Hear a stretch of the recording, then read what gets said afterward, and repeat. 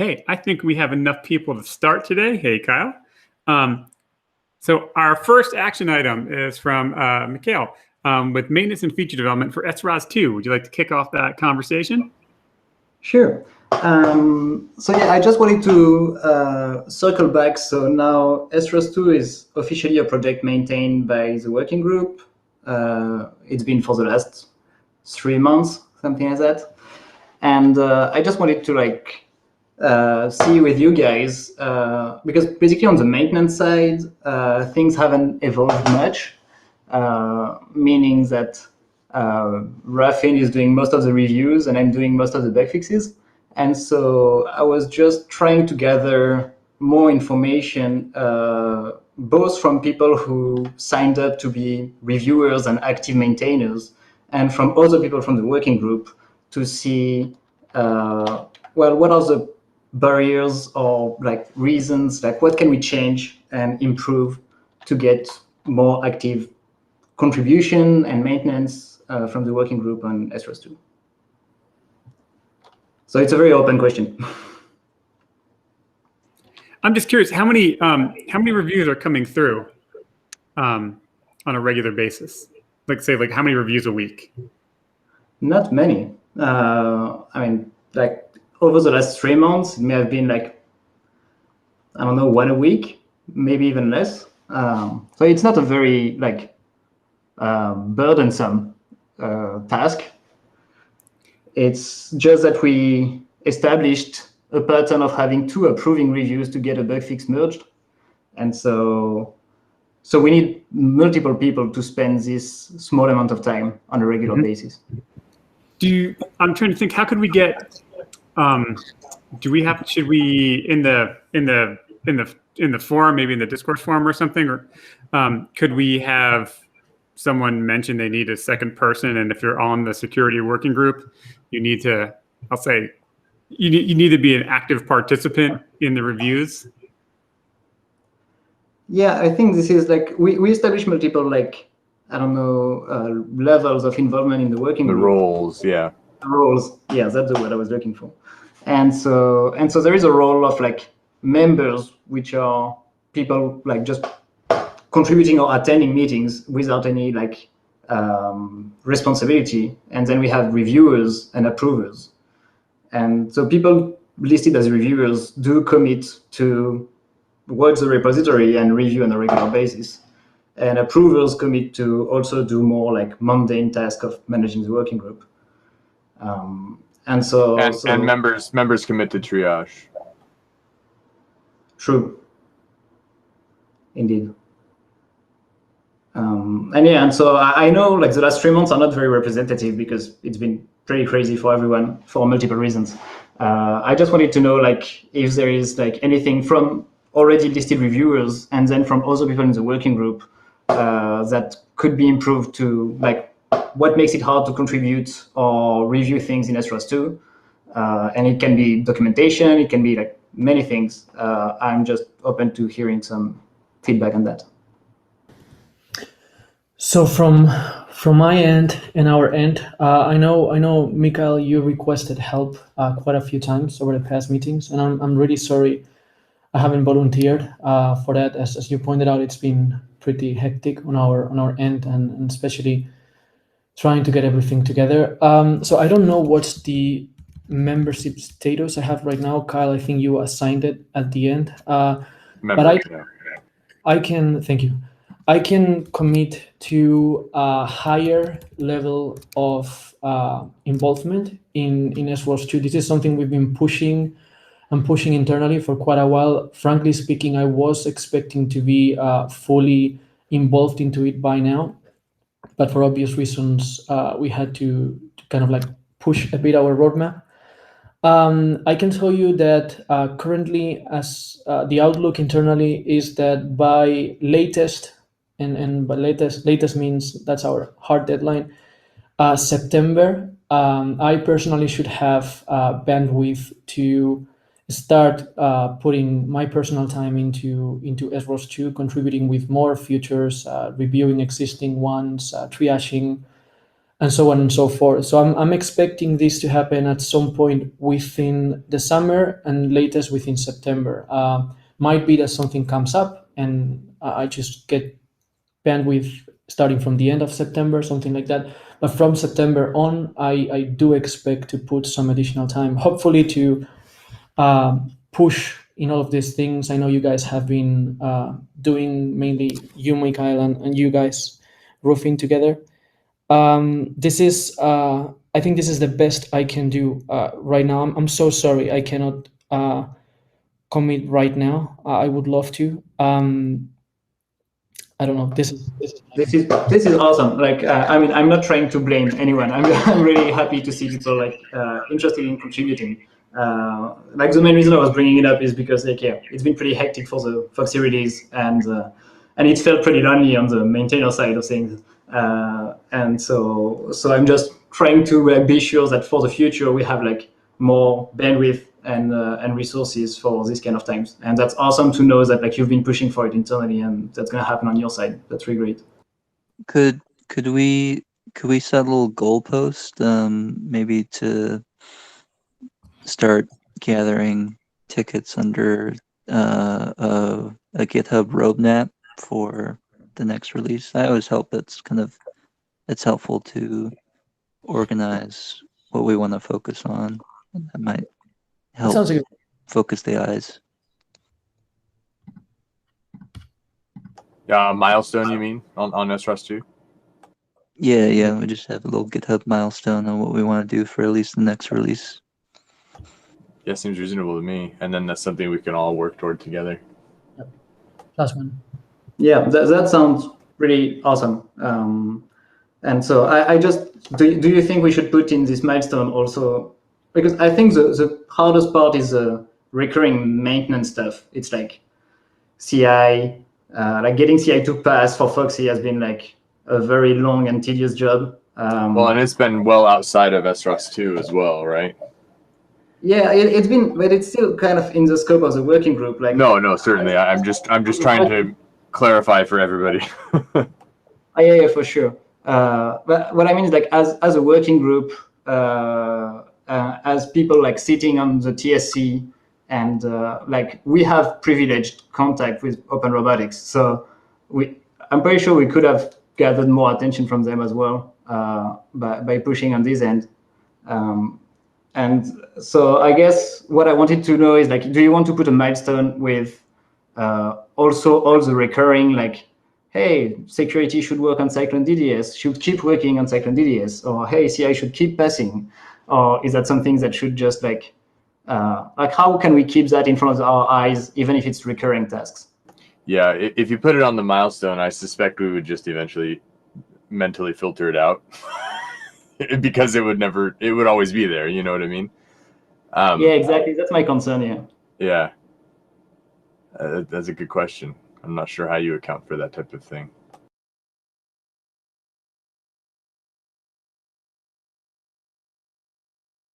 I mean, one thing we could do is like we could put it on the recurring meeting agenda for things that like every time it actually requires attention, we could bring it up at the meeting. But I'm just looking for a more like asynchronous, automatic way for people to check it.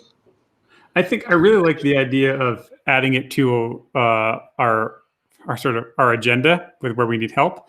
But I'm trying to think of another project I'm involved in where basically they have a forum and they just ask for help there, although it can quickly stop getting looked at if people don't want to do it. So maybe just reviewing them, anything that we need help on every other week in this meeting would be the way to go.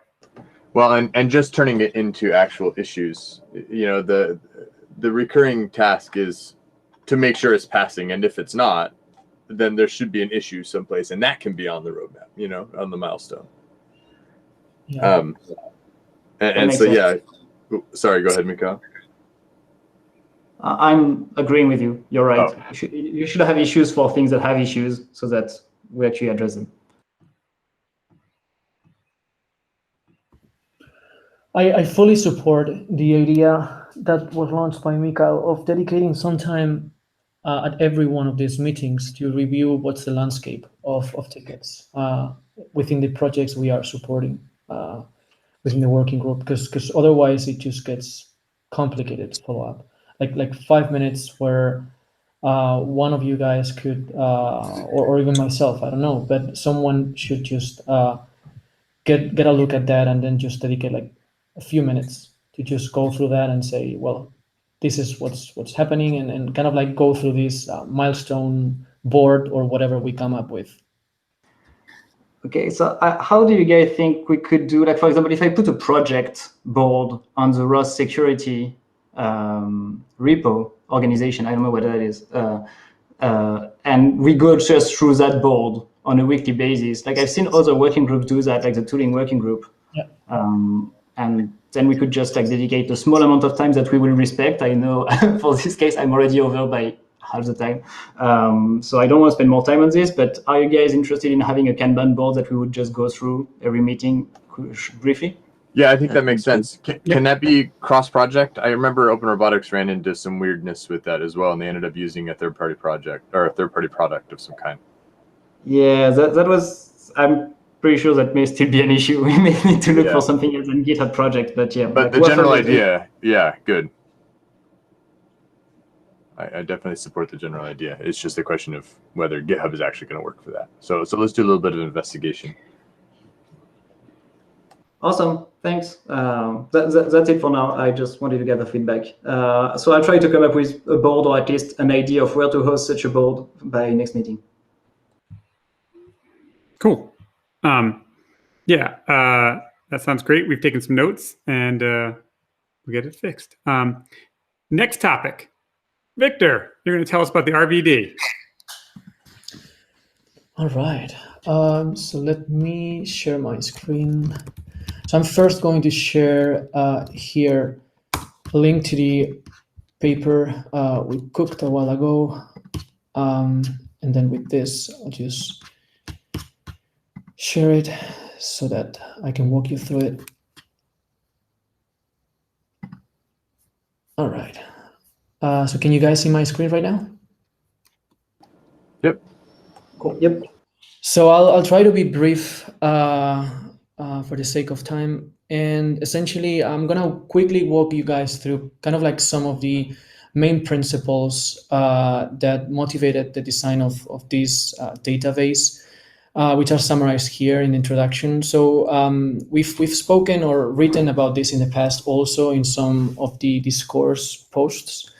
But essentially, we found that existing databases, the CVE list, for example, had results which were scarce. We also, when reviewing things, noticed that many details were missing, especially details that were needed to reproduce certain flaws, because as probably you guys may agree with, robotics as systems of systems in many cases requires quite a bit of detailed information or recipes to be able to reproduce things appropriately. So this is one of the things we struggled internally quite a bit.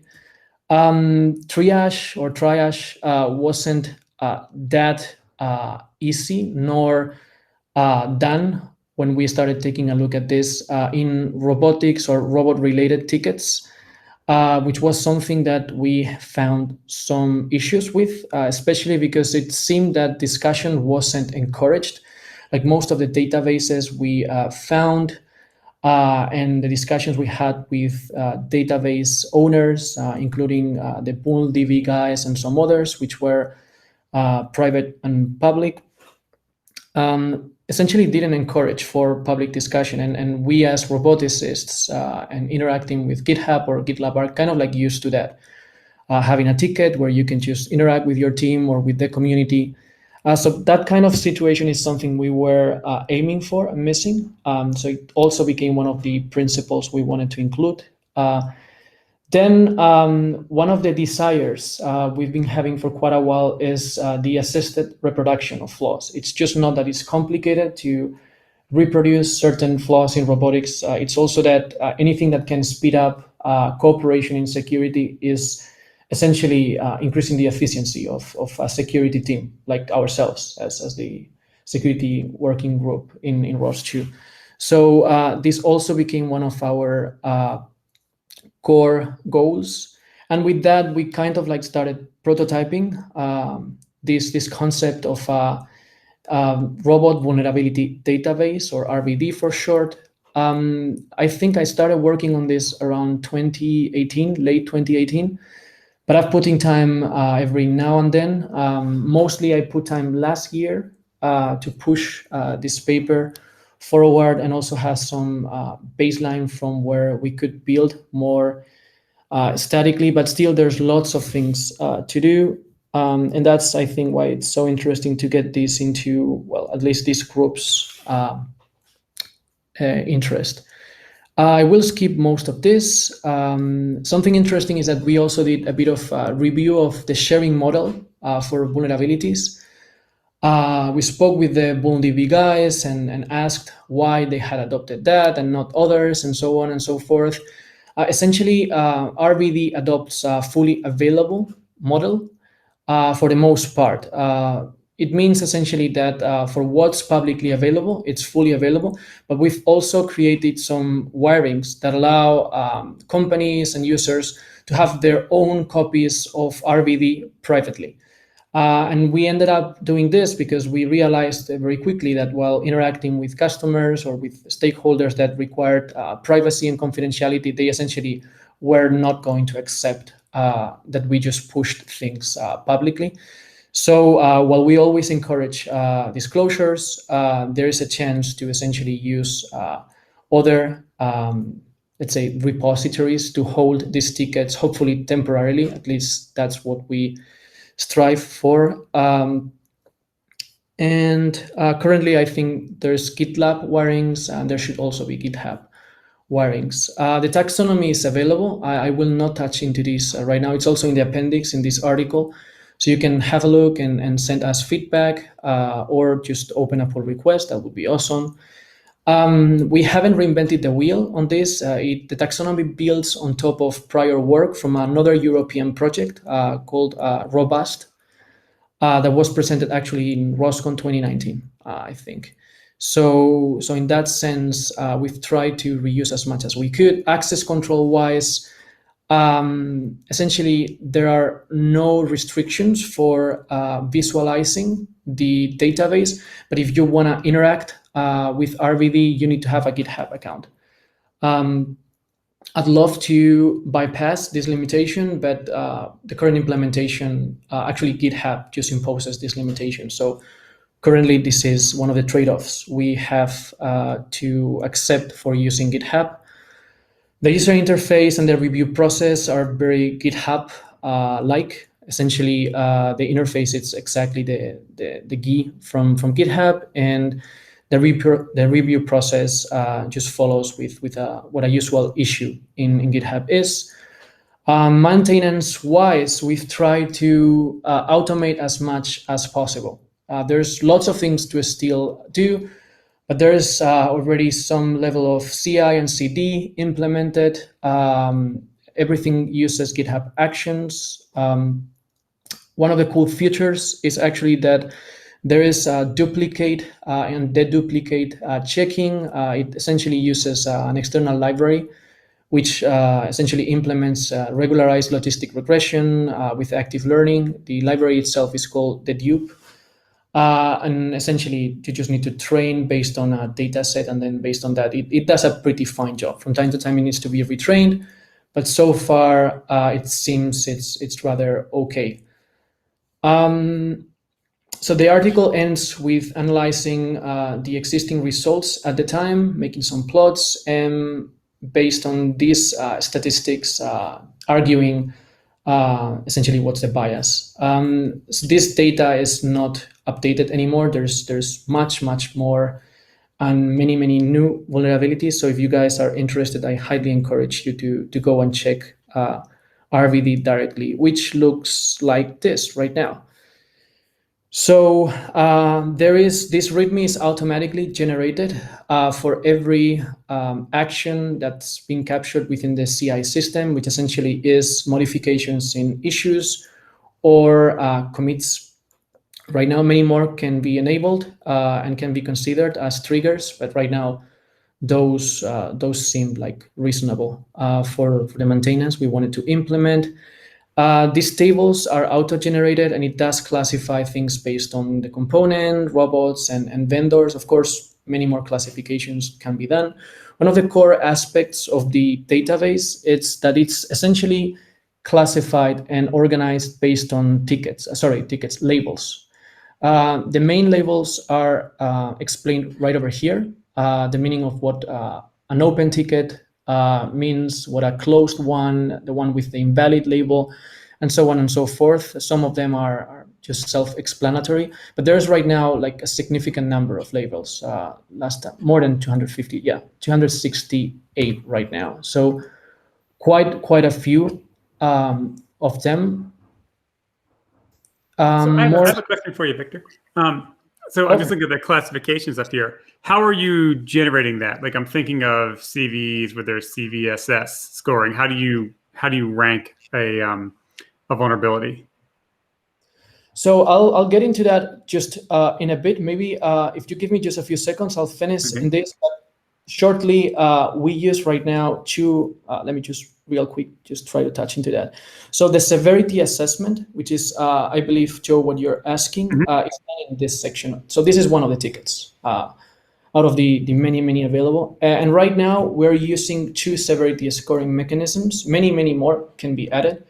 But right now we're using CVSS version 3 and RVSS version 1. And each one of the assessments is done through the usual vector, and then the score is typically auto-generated.